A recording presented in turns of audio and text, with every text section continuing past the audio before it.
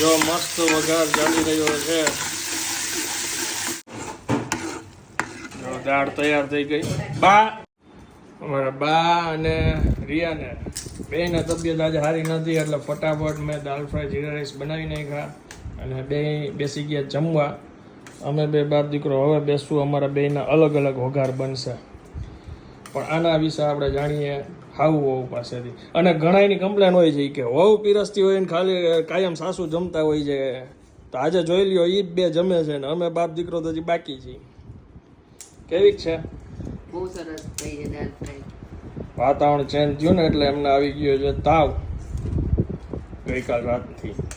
સવારે ડોક્ટર પાસે દવા લઈ આવ્યા. જમતા જ હોય ને હે આ ઉંમરે જમતા જ હોય ને ઘણા વાર જમાડ્યું બધે. હા તો એમ જ હોય ને.